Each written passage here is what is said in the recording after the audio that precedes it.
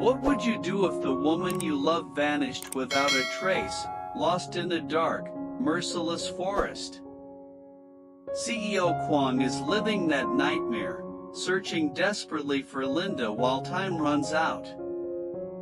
Deep in the woods, Linda is chained, starving, and pregnant, crying for help no one hears. Her cruel ex-husband is plotting to move her to an even darker place where no one will ever find her. Will Kwong make it in time to save both her and their unborn child? Don't miss this gripping story. Subscribe now and follow every thrilling chapter.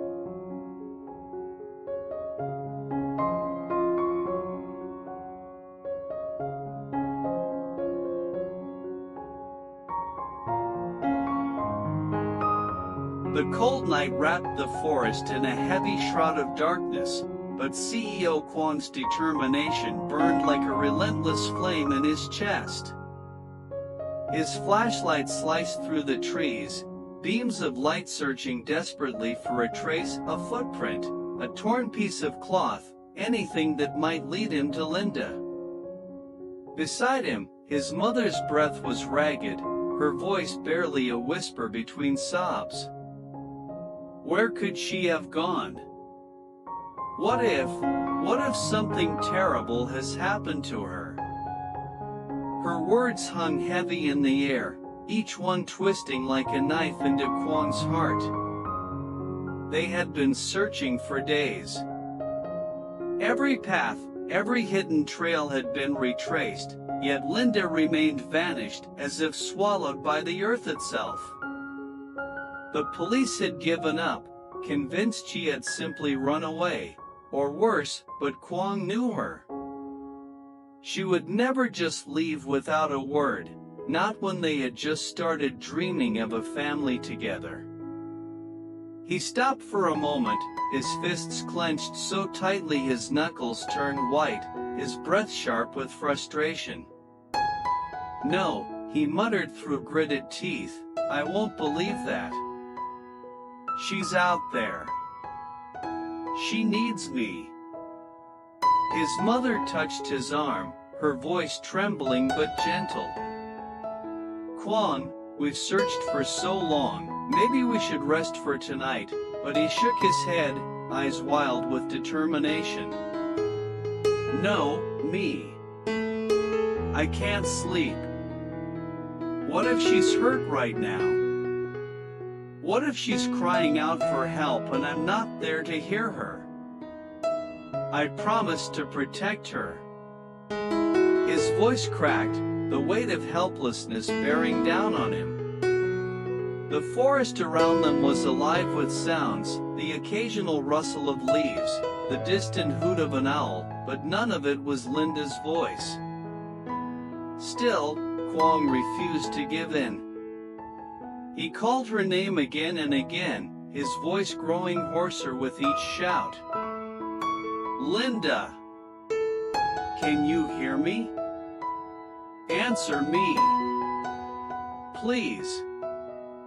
But the trees answered back with only echoes and silence.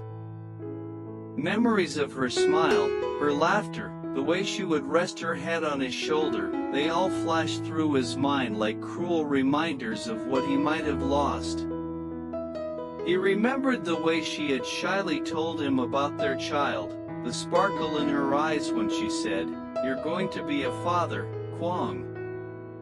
That thought made his knees weak, but he stood his ground.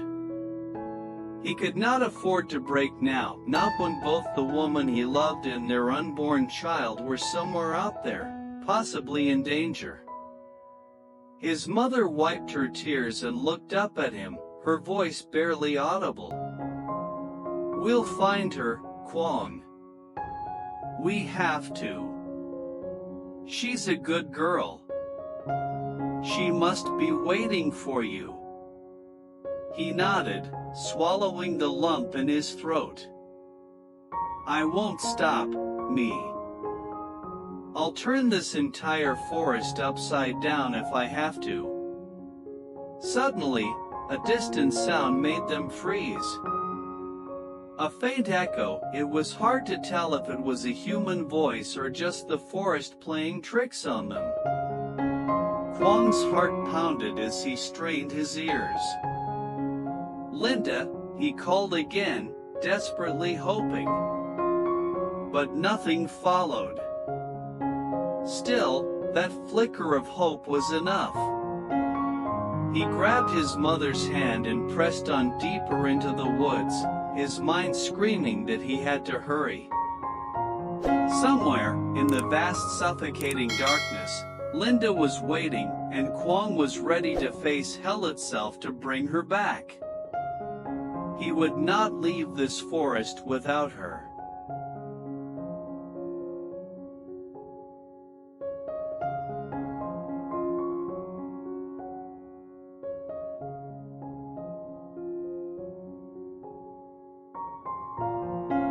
While Kwang and his mother pushed deeper into the forest, calling Linda's name into the darkness, Linda herself was trapped in a nightmare she couldn't escape.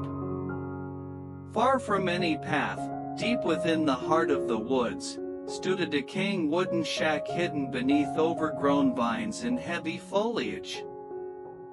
Inside, the air was damp, cold, and suffocating.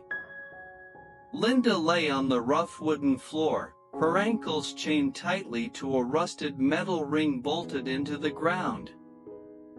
The iron cuffs dug into her skin, raw and bruised from countless attempts to pull free. She had screamed for hours, days even, her voice now nothing more than a coarse whisper.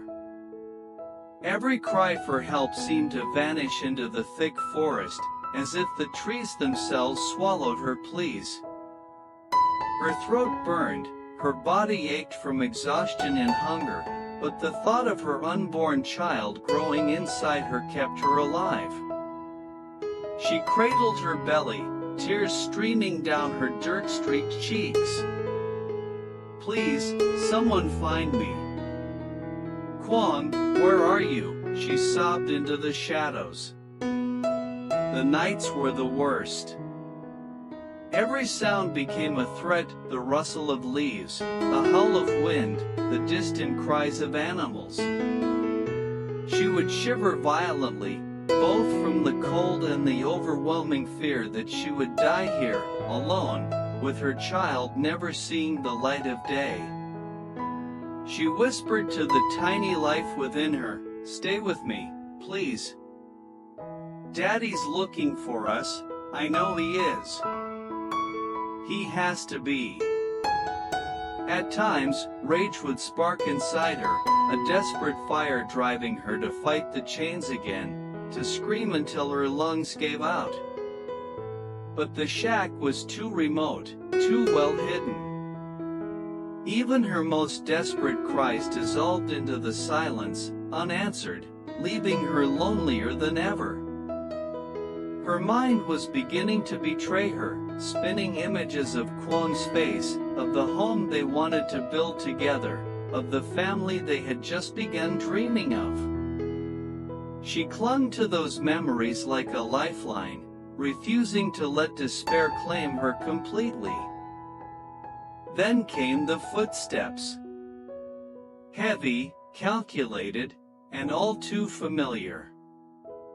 The door creaked open, and a harsh beam of flashlight cut through the darkness, landing on her fragile form. She shielded her eyes, blinking against the sudden glare, her heart pounding with dread. It was him, her ex-husband, the man who had stolen her away and locked her in this hell. Well, he sneered, stepping inside. "Still alive, huh? You should have given up by now." Linda glared at him, her voice weak but defiant. "Let me go. I'm pregnant. This child is Kwang's, not yours." Her words sliced into him like knives. His face twisted with fury, veins bulging in his neck. "That bastard again," he roared, kicking a nearby crate. You still think he'll come for you? Out here? He'll never find you, Linda. And if you'd just come back to me, like you should've, none of this would have happened. Linda shook her head, cradling her belly protectively. I'd rather die here than go back to you. His eyes darkened, his rage barely contained. Fine. If you want to play tough, I'll just have to move you somewhere even deeper. A place no one will ever find. Fear gripped her heart as she watched him motion to his accomplice outside. They were planning to relocate her, to bury her deeper in the darkness where no voice could ever reach. But even as terror threatened to consume her, Linda made a silent vow she would not give up. For herself. For her child. And for Kwon, who she believed with all her heart, was still searching, still fighting, to bring her home.